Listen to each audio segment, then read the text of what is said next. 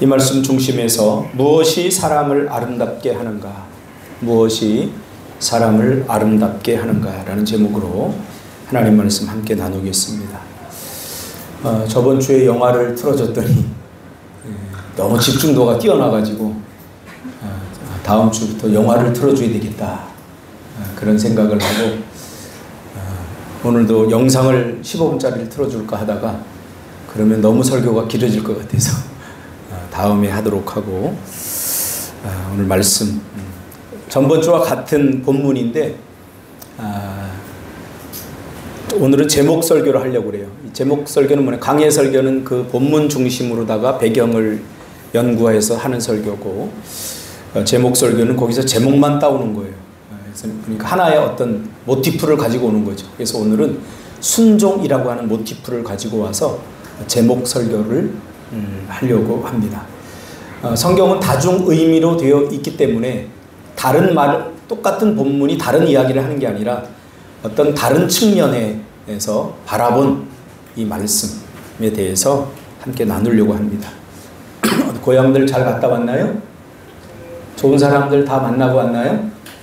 여러분들 표정이 아름다워진 것 보니까 아름다운 사람들을 만나고 온 것 같아요. 저는 여러분들의 가족들을 만날 때 어떤 특별한 한 사람을 만났습니다.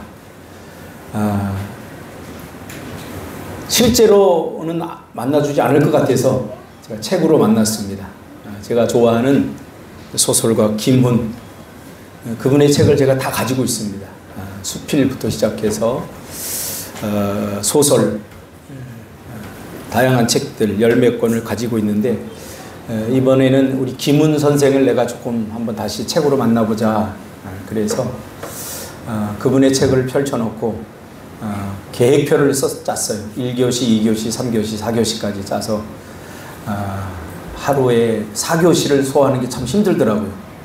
보통 한 2교시까지는 한 것 같아요. 그러면서 이분과 귀한 만남을 가졌습니다. 칼의 노래, 남한산성, 흑산 등 유명한 소설들을 썼죠. 김훈 선생은 평소에 글 쓰는 일밖에 할 수 있는 게 없다고 늘 이야기했습니다. 그런데 김훈 선생이 글 쓰는 일 외에 하는 아주 중요한 일, 직책이 하나 있습니다.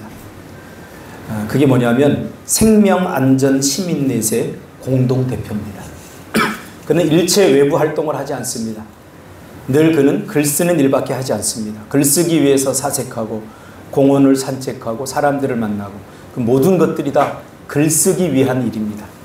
그런데 글 쓰는 일이 99라면 이 글 쓰는 일 외에 너무 중요하기 때문에 하는 하나의 직책, 그것이 바로 생명안전시민넷의 공동대표가 되는 겁니다. 물론 공동대표라고 해서 여기에는 한 사람이 대표가 아니라 9명의 대표가 있습니다. 여러분도 아마 들어봤을 것입니다. 생명안전시민넷이란 것은 사회운동을 하는 집단입니다.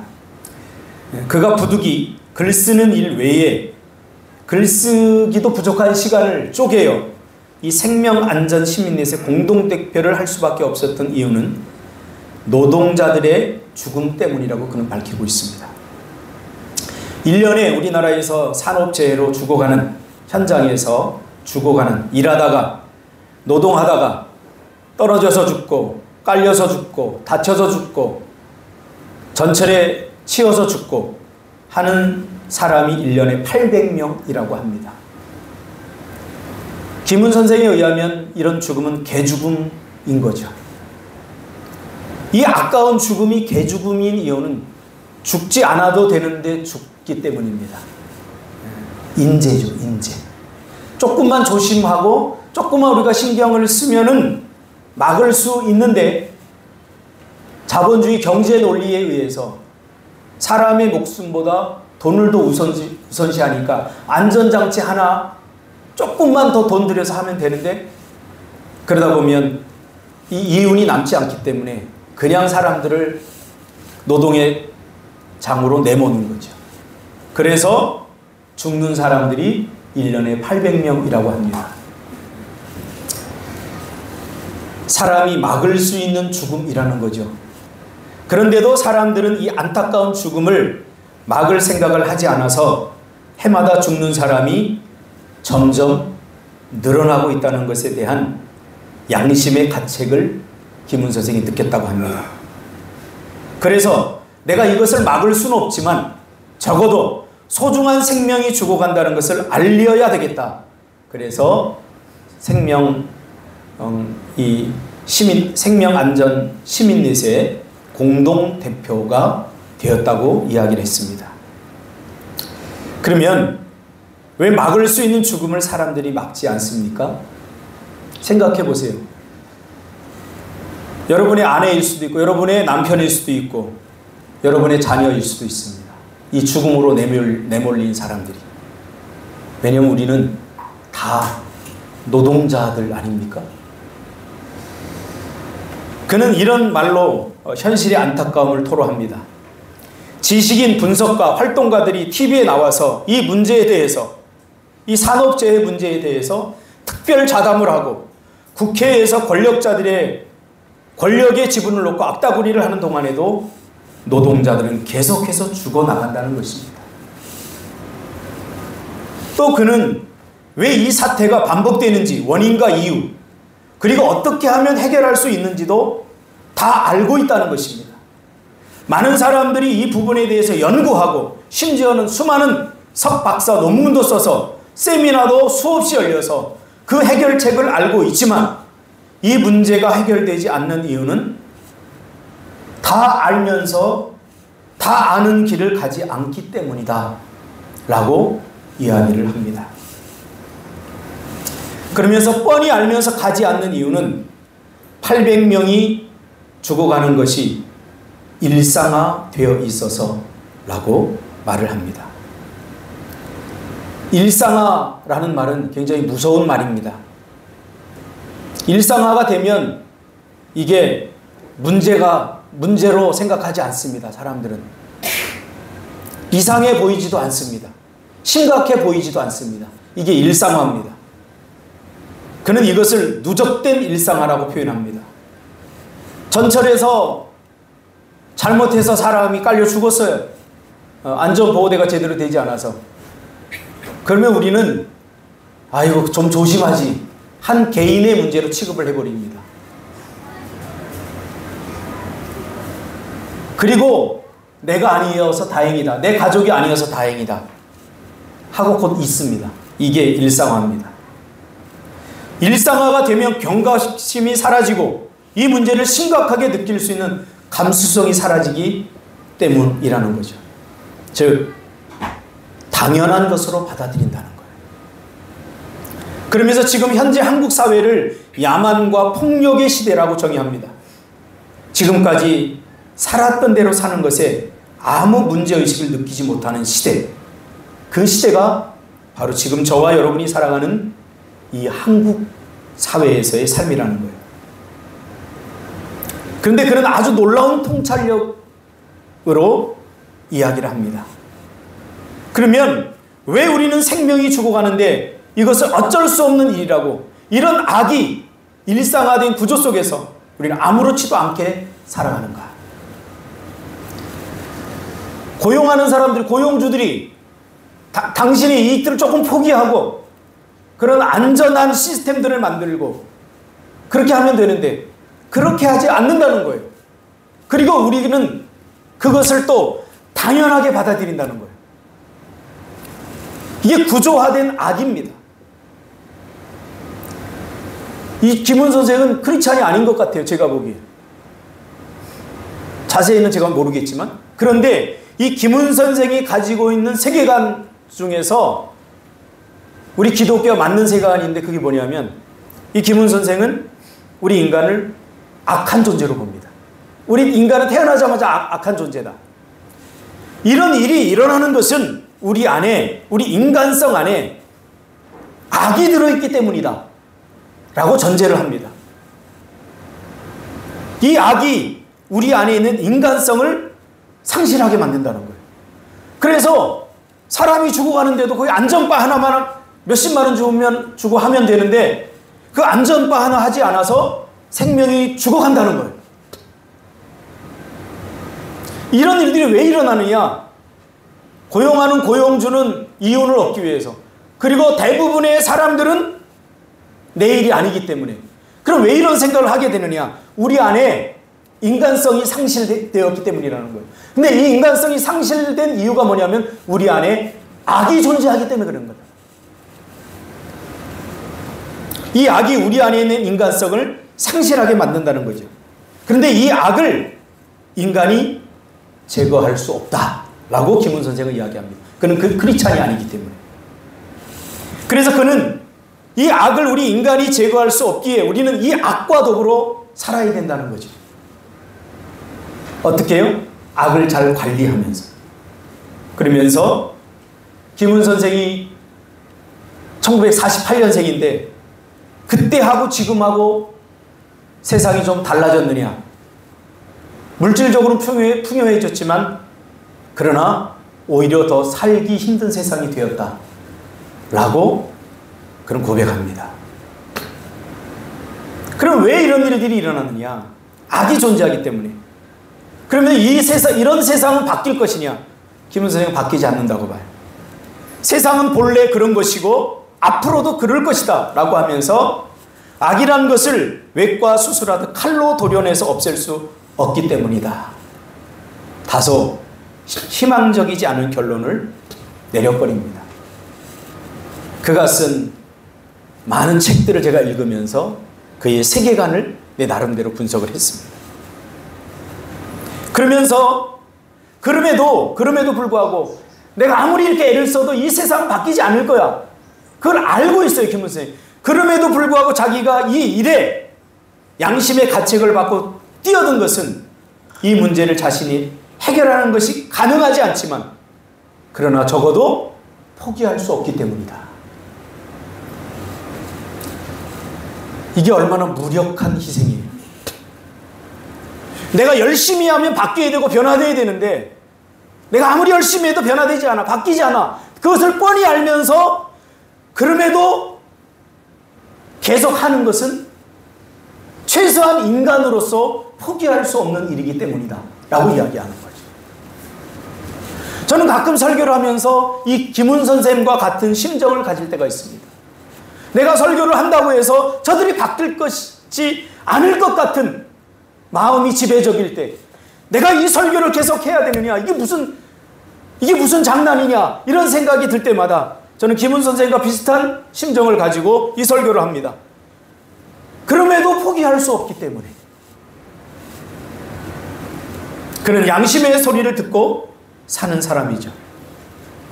저는 이번 추석에 그와 만나면서 그의 글을 읽으면서 그의 글들이 관념적으로 다가오는 것이 아니라 실체가 되어서 다가오는 것, 육화되어서 육신, 하나님의 말씀이 예수님이라고 하는 육신을 입고 이 땅에 오셨듯이 김훈 선생의 글이 저에게 살아서 다가오는 것을 경험했습니다.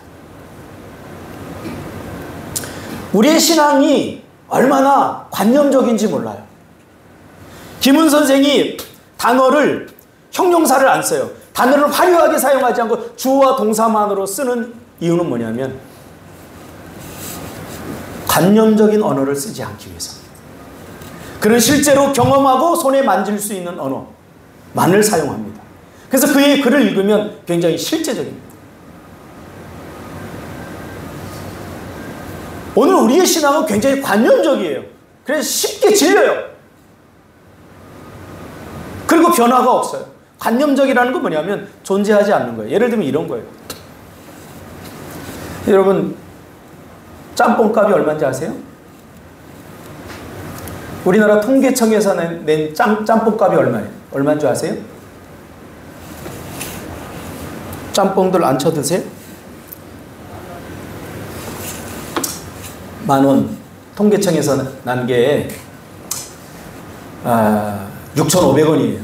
짬뽕값이. 근데 이 6,500원짜리 짬뽕이 실제로 존재하느냐?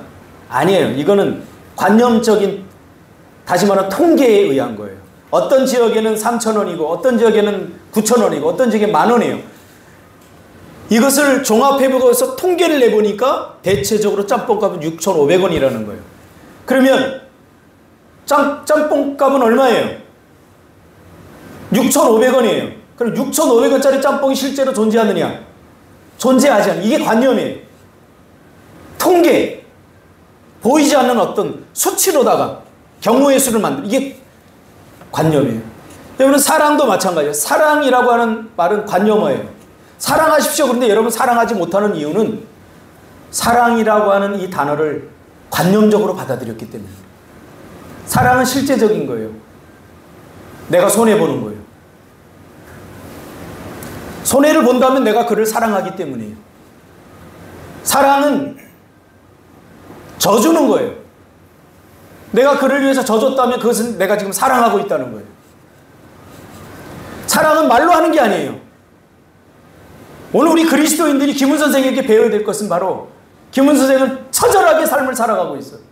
처연하게 삶을 살아가고 있어요. 관념적으로 살아가고 있지 않아요. 저는 이 김훈 선생의 글을 그래서 하나의 통찰력을 얻었어요. 그렇구나. 세상 사람들도 다 아는구나. 알면서 하지 않는 것은 실천력의 문제가 아니라 의지의 문제가 아니라 그러므로 악의 문제입니다. 세상 사람들도 다 알아요. 무엇이 옳고 그른지 알아요. 그런데 하지 않는다는 것을 알아요.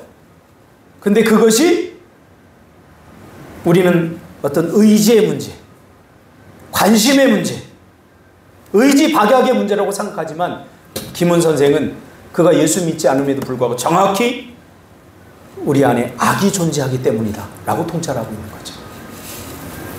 기독교식으로 표현하면 죄의 문제죠.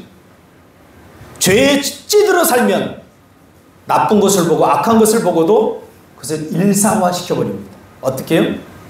말씀대로 살지 않으면서도 조금도 양심의 가책을 느끼지 않아요. 뭐 내가 어떻게 말씀대로 다 살아? 뭐 나만 그렇게 사나? 이게 이제 말씀을 일상화시켜버리는 거예요. 이걸 관념화시켜버리는 거예요. 그것이 김훈 선생의 사람을 추하게 만들고 사람을 아름답지 못하게 만든다고 이야기합니다. 저는 100% 공감합니다. 무엇이 그리스도인들의 삶을 추하게 만드는가? 관념화된 신앙입니다. 그래서 모른 척합니다. 못 본 척합니다. 그냥 넘어가 버리는 거죠. 하나님의 말씀이 양심을 쳐도 그냥 넘어가 버립니다. 그러다 보면 나중에 일상화 되어버리는 거. 이게 무서운 거예요. 이 전제를, 김훈 선생이 이 사회에 던지는 이 전제를 오늘 우리의 신앙의 세계로 가져와 보면 이렇게 표현할 수 있습니다. 어떻게 살아야 되는지 알아. 여러분이 신앙생활 어떻게 해야 되는지 모르는 사람 하나도 없습니다. 그렇지만 누가 그렇게 하나님의 말씀대로 살겠어? 어쩔 수 없잖아? 이게 이미 일상화되어버린 신앙이에요. 우리. 김훈 선생은 적어도 아름다움을 말하기 전에, 김훈 선생이 말하는 아름다움은 본래적 그 의미로서 존재하는 우리 존재의 모습을 회복해서 그대로 사는 것이 아름다움이라고 말하는 거예요. 좀 어렵게 표현됐는데 무슨 이야기냐면 쉬워요. 이 컵은 컵의 존재로서의 역할을 하면 아름답다는 거예요. 하나님이 천지를 만드시고 천지를 창조하시고 하신 말씀이 뭐죠? 보시기에 좋았더라 그 말이에요. 그 말을 시적 언어로 번역하면 와 아름답다 그 말이에요. 아름답더라. 근데 왜 아름답다고 했을까요? 본래적 모습으로 존재했기 때문에. 해는 태양 위에서 비추는 역할을 감당했고, 달은 그 역할을 감당했고, 땅은 그 역할을 감당했고, 인간은 있어야 할 자리에 있었어요. 바다는 바다에 있어야 할 그 곳에서 물고기들을 가득 담아 아름다움을 표현하는 거죠. 있어야 할 자리에 있는 것, 그것이 아름다움이에요. 우리 인간이 언제 추해졌습니까? 우리 인간이 있어야 될 자리를 떠났을 때 추해진 거예요. 그래서 김훈 선생은 적어도 아름다움을 말하기 전에 아름답지 못한 것이 무엇인지를 말하려고 하는 것입니다. 아름다움을 알려면 아름답지 못한 것이 무엇인지 알아야 돼요. 우리가 있어야 할 자리를 떠난 것이 우리를 추하게 만들어요.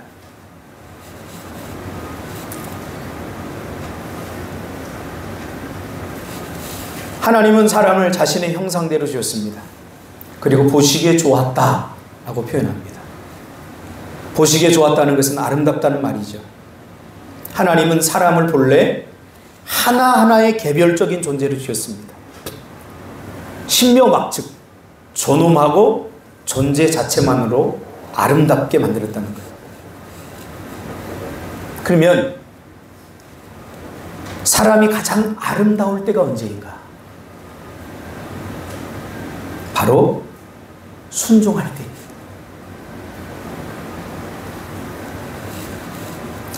지금까지 한국교회는 순종을 축복이라고 하는 공식으로 연결해서 엉뚱한 해석을 해버렸어요. 이게 전부가 아니에요. 순종은 하나님이 우리 인간을 만든 인간됨의 가장 본래적인 모습이에요. 준상아, 저희 가서 물 떠와라. 예, 하나님!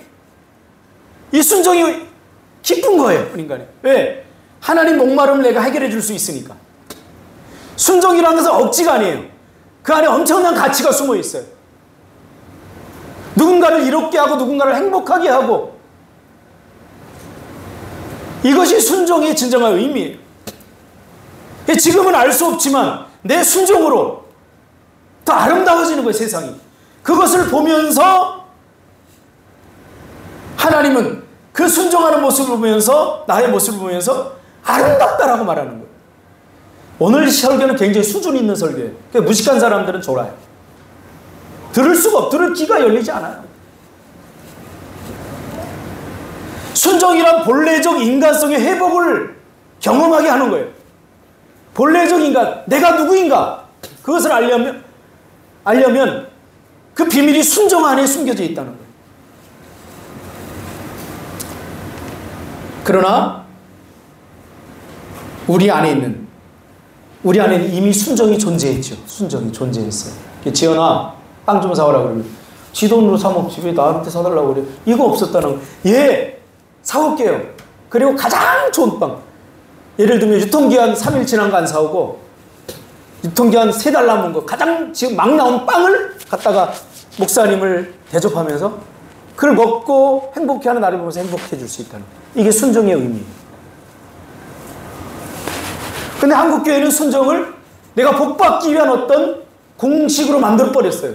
그래서 하기 싫어도 해야 되는 거야. 그게 순종이야. 잘못됐잖아요. 순종은 그런 것 아니잖아요. 순종이 내 안에 존재했는데 죄로 말미암아 이게 깨어져 버리니까 억지 순종이 돼버린 거예요. 어쩔 수 없이 이기적 순종이 되는 거예요. 순종이 아닌 순종을 하려고 하다 보니까 얼마나 힘들어요. 죄로 말미암아 순종이 상실된 것입니다. 순종이 사람을 아름답게 합니다. 로마서 5장 19절에 보니까 한 사람이 순종하지 아니함으로 많은 사람이 죄인 된 것 같이, 이 말은 뭐냐면 한 사람이 순종하지 아니함, 누구예요? 아담이죠. 아담이 순종하지 아니함으로 사람이 죄인 된 것 같이, 이 말은 뭐냐면 사람이 추하게 됐다. 인간성 상실된, 여러분이 주위에서 보는 그런 나쁘고 이기적인 사람들, 혹은 그것이 내 안에 있는 이런 나의 모습이 되었다는 거예요. 뭐가? 불순종. 불순종이 사람을 추하게 만드는 거예요. 그러나 로마서 5장 19절은 또 이렇게 얘기합니다. 한 사람이 순종으로 많은 사람이 의인이 되리라. 이 말이 뭐예요? 한 사람의 순종으로 다시 추해졌던 인간이 다시 아름답게 되었다는 거예요. 그러므로 순종이란 악에 대한 저항입니다. 하나님은 우리 각자를 누군가에게 필요한 존재로 만들었습니다. 누군가 힘들고 어려울 때 도와주고 격려해주고 그를 위해 기꺼이 위로해주고 사랑으로 배려해주는 그런 순종의 사람으로 만들었다는 것. 이것이 하나님의 형상을 따라 지음받은 우리의 본래적인 모습입니다. 근데 죄로 말미암아 우리 안에 불순종이 들어와 버린 거예요. 그러므로 우리가 순종하기 위해서 싸워야 될 것은 어떤 의지나 실천력에 대한 것이 아니라 내 안에 존재하는 이런 악과 싸워야 됩니다. 그럼 악과 어떻게 싸우는지 성경이 다 이야기해 주고 있어요. 우리는 악과 싸워서 이길 수 없어요. 회개할 뿐이에요. 그래서 우리는 불순종과 싸우기 위해서 날마다 회개해야 됩니다. 날마다 하나님의 도우심을 구해야 됩니다. 내 안에 악이 존재하는데 충만하게 존재하죠. 내 의지와 의지 박약에서 오는 게 아니라는 거예요. 불순종. 어려워서 순종하지 못하는 것도 아니라는 거예요. 어떤 분이 그래요. 신앙생활 어려워요. 성경 말씀 어려움이 문제가 아니에요. 악의 문제예요. 내 안에 악이 충만하면 그런 것들이 어렵게 느껴질 수밖에 없는 거죠. 결론을 짓겠습니다. 창세기 12장 아브라함이 고향을 떠난 순종이 우리에게 주는 강력한 메시지가 무엇입니까?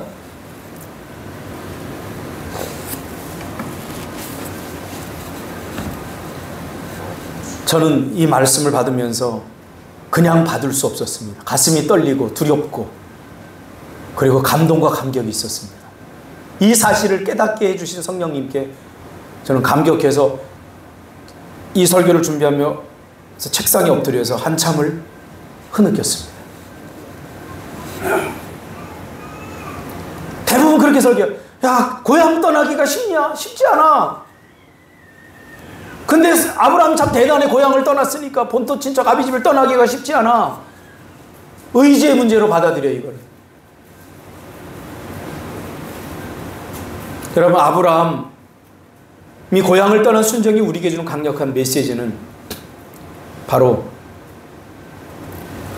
절대로 복 있는 삶으로 살 수 없던 우리를 복 있는 사람으로 살도록 복의 문을 열어줬다는 거예요. 누가? 아브라함 한 사람의 순종. 아브라함이 예표하는 건 예수 그리스도입니다. 이 아브라함의 순종으로 복의 근원이라고 성경 표현하고 있어요. 즉 자신이 받는 복보다 그로 인해서 이 세상이 다시 복의 세상으로 회귀되었다는 거예요. 죄로 말미암아 불행해졌던 이 세상에 그 불행의 문을 닫고 아브라함을 통해서 이 한 사람의 순종을 통해서 다시 행복의 문이 열렸다는 거예요. 이것이 아브라함이 고향을 떠난 것에 이제 우리에게 주는 강력한 메시지입니다. 복의 문을 연 사람, 복 자체가 되어서 복의 혜택을 우리에게 누릴 수 있도록 한 사람, 그분이 아브라함이고 아브라함은 바로 예수 그리스도를 예표하고 있는 것입니다. 예수님은 죽음과 사망의 음침한 골짜기 같은 우리 인간의 삶에 생명의 길을 열어서 생명을 누리게 해주신 분 아닙니까? 이 일이 어떻게 해서 일어났습니까? 한 사람의 순종으로 말미암아 이루어졌다는 거예요.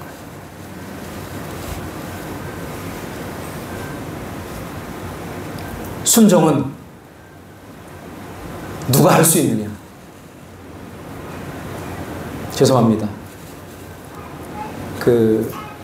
안중근 일대기를 쓴 하얼빈이라는 이 기문의 책을 통해서 결론을 내리려고 합니다.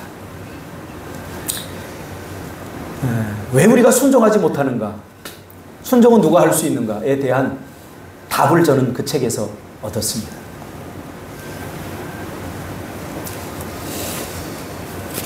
그 하얼빈에 보면 안중근이 이토를 암살을 하려고 해요. 그러면서 같이 동역했던 사람이 우덕순이라는 사람. 근데 이렇게 이야기가 시작됩니다. 안중근이 우덕순한테 그래요. 야, 이토 가운데 죽이러 가자.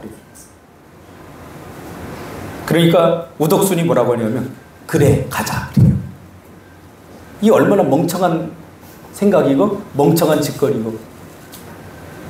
야, 이토가 오니까 우리 총을 준비하고 어떻게 작전을 세고 어떻게 계획해서 어떻게 몇 시에 몇 날에 해서 이런 어떻게 그런 계획 하나도 없어요. 그리고 야, 이토가 온대. 그러니까 그래? 야, 우리 이토 죽이러 가자. 그러니까 우덕순이 그래, 죽이러 가자 그래. 이게 다예요. 그래서 이토가 죽은 거예요. 우리가 딱 보기에는 굉장히 무모하고 철없어 보이는 행동 아닙니까? 근데 순종이 그렇다는 거예요. 순종이 그렇다는. 그래서 우리는 순종하지 못해요. 왜? 무모해버리고 철없어 보이고 작전도 없고 계획도 없고 아무것도 없으니까 순종을 못하는 거예요. 이들의 그 하얼빈을 읽으면서 어떤 망설임이나 어떤 걱정이나 우리가 이 총을 쏘고 나서 어디로 도망갈까 그런 계획 하나도 없어요. 그냥 단순해요. 죽이러 가자 그러니까 그래 하고선 그 다음날 블라디보스톡으로 가는 기차를 타러 갔는데 마침 기차를 놓쳤어요. 그래서 그 다음날 가게 돼요. 이렇게 허술하고 멍청해요. 이게 순종이라는 거예요. 기문은 이거를 이렇게 표현합니다. 사소한 말을 간단하게 내질러버리는 단순성. 그것은 매우 하찮은 것에 있었다. 그들의 행위는 매우 위태롭고 조마조마해서 이 단순하고 순수함이 만들어낸 어설픔으로 어떻게 성공할 수 있을까? 그러나 그 위태함과 어설픔을 순수하고 단순한 열정으로 극복해 나갔다. 이렇게 얘기해요. 쉽게 말하면 우리가 순종을 못하는 것은 너무 똑똑한 척을 하기 때문에 너무 따지는 게 많고 너무 똑똑해 아는 것도 많고 순종 못하는 거죠. 우리 책을 읽어보면 우리 교회 책을 쓸 때 정영혁 PD한테 제가 나는 뭐 할 말이 없으니까 우리 성도들 인터뷰에서 그들의 이야기를 써줬으면 좋겠다. 그래서 한 사람 한 사람 다 인터뷰했어요.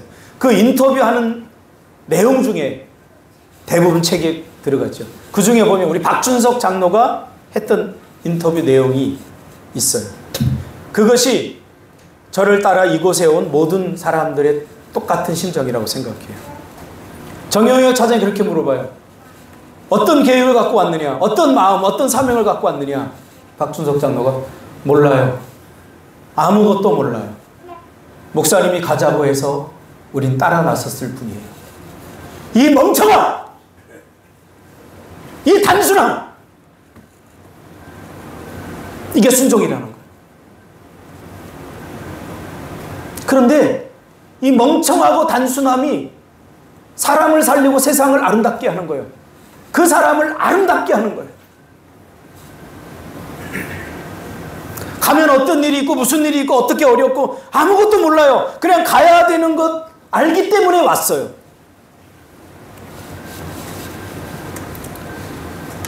우리가 순종하지 못하는 이유는 너무 우리는 순종하기에는 복잡해져 있습니다. 그리고 순수하지 않습니다.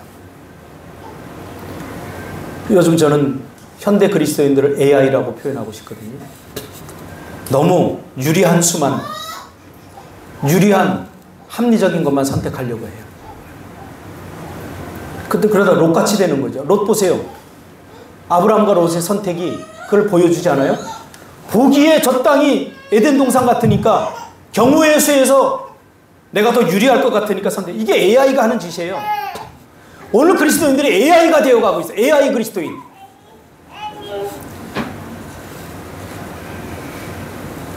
이제 죽었어요. 이토가 죽었어요. 그 법정에 서요. 그래서 변호인이 야 그래도 조금 이제 형을 좀 적게 받기 위해서 이제 막 야 조금 이제 너를 변호해라 이제 그런 심정으로다가 이제 하는데 그 일본인 변호인이죠. 나중에 이제 안중근을 변호하다가 감화받아서 굉장히 한국에 좋은 일들을 많이 했죠. 이렇게 물어요. 넌 이토의 어디를 겨누었느냐? 그럼 이제 우리 같으면 어떻게 돼요?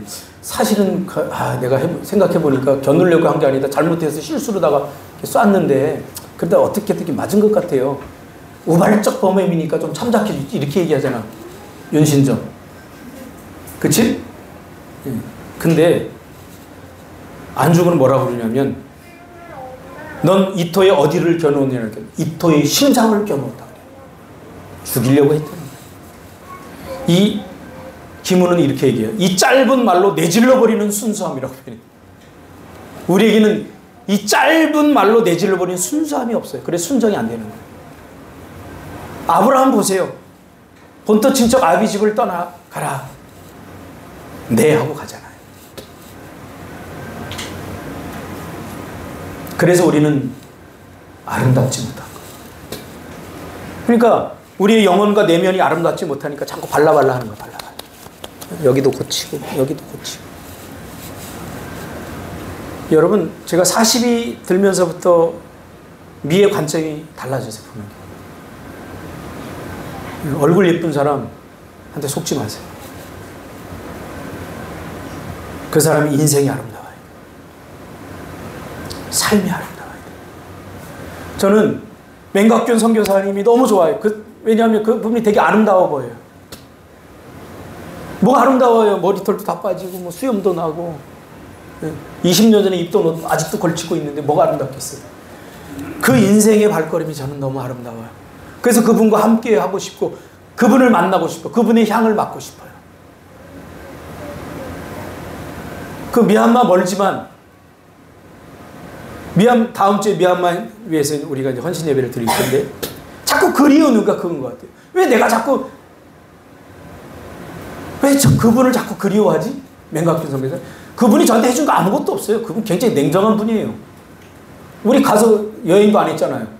왜 불교 국가에 불교에 이렇게 하느냐? 선교하라서 선교만 하죠. 그래서 제가 일주일 선교하고 일주일은 그냥 여행을 잡을 수밖에 없는 이유가 그게 있었던 거예요. 누가 선교만 하는데 가서 개고생만 하고 누가 돌아오는데 누가 가겠어요? 그 다음.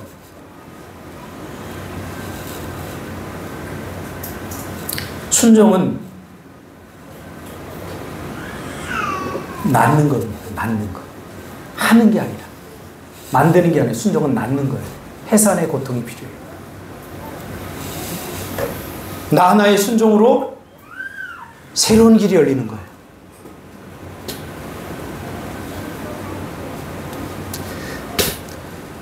박상원 장로가 집을 짓잖아요. 뭘 저렇게 개고생하면서 집을 짓나 그런 생각도 해요. 근데 그 누구 때문에 지을까요? 본인 한 사람 살려면, 내가 아는 박상원 장로는 본인 한 사람 살려고 저렇게 집을 짓지 않을 거예요. 않아요. 제가 적어도 아는 박상원.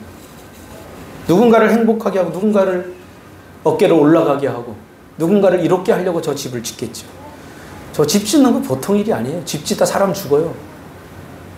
나 같으면 절대 안. 내가 오죽하면 교회 안 짓겠어요. 교회 짓다가 죽는 목사 여러 봤어요.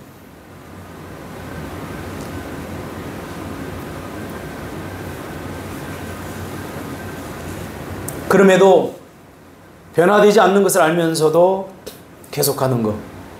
그래서 저는 김훈 선생을 더 좋아하려고 합니다. 해야 하는 일이기 때문에. 김훈 선생은 생명의 충동이 가리키는 방향으로 갈 수밖에 없다라고 이야기합니다. 저는 이렇게 이야기하고 있습니다. 내 순종으로 세상이 바뀌지 않을 것을 알지만 그럼에도 나는 순종으로 가리키는 방향에서 이탈할 수 없습니다. 그것이 제가 설교하는 이유고 제가 목회하는 이유고 내가 살아가는 이유입니다. 그리고 그것이 여러분의 삶의 이유가 되었으면 좋겠습니다. 기도하겠습니다.